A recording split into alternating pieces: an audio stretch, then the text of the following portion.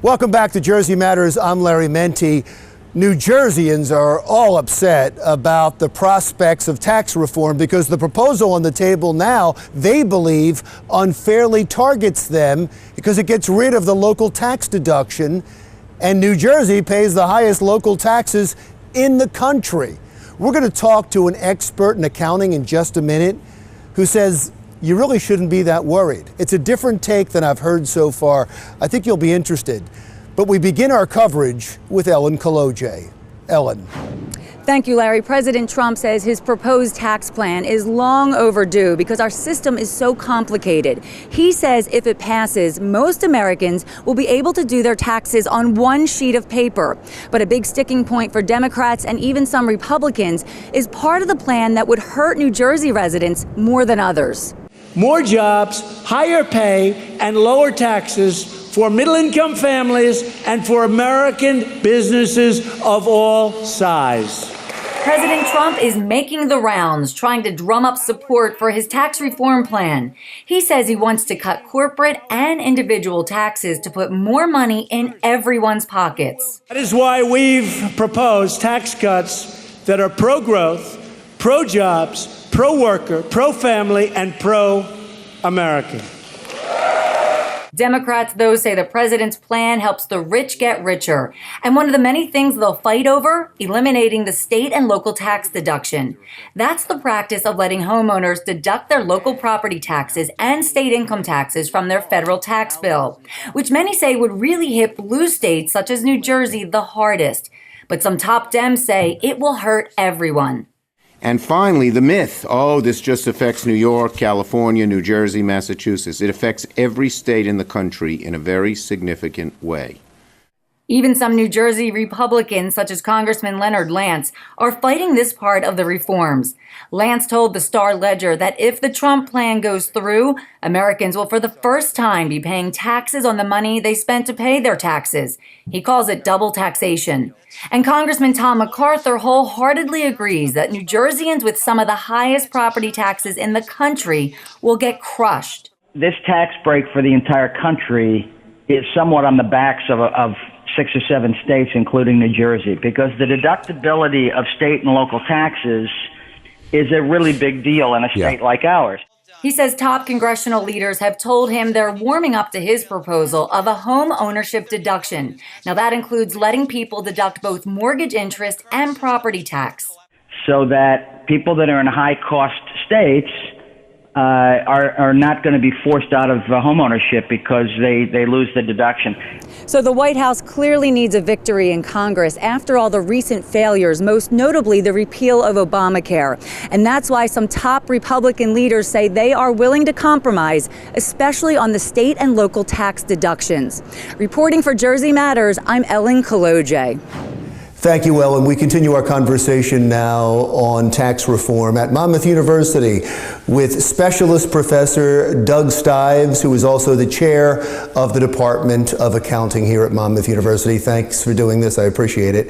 Nice to be here. Since we're in New Jersey, let's talk about the local taxes. That seems to be the emphasis, especially in New Jersey when it comes to tax reform. If you look at the headlines in the newspaper, you would think that Donald Trump and the Republicans, in even recommending tax reform, are going to devastate homes in New Jersey. Is that the case? Not at all. I mean, I think some people will be hurt. Anytime they change the tax law, somebody is hurt, somebody profits, somebody loses.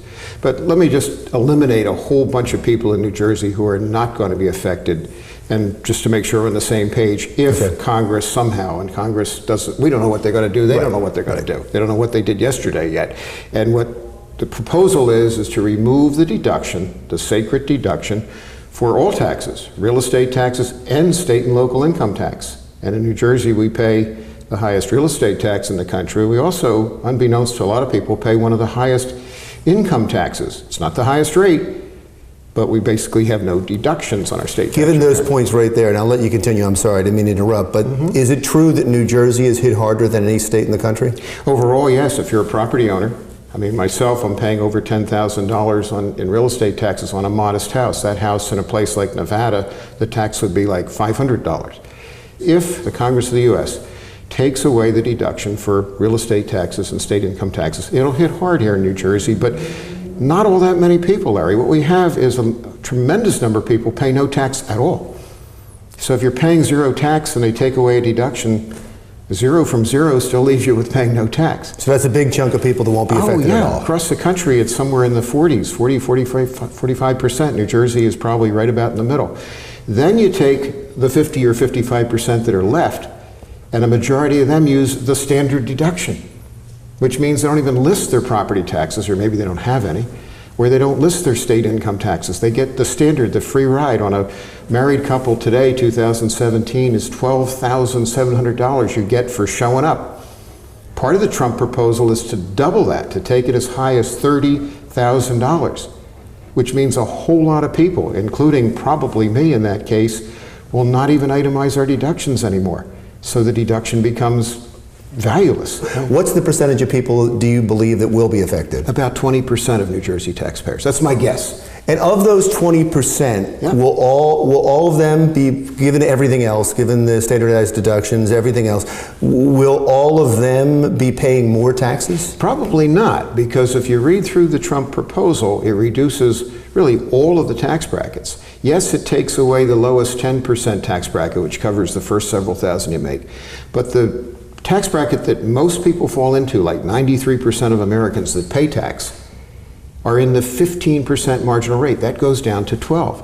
So you reduce your tax by 3% of your income, in most cases will more than offset the loss of these deductions. So who's going to pay more taxes? A very small number of people in New Jersey, contrary to popular belief. Everybody's ready to leave the state and getting all huffy and upset about what Congress is going to do to them.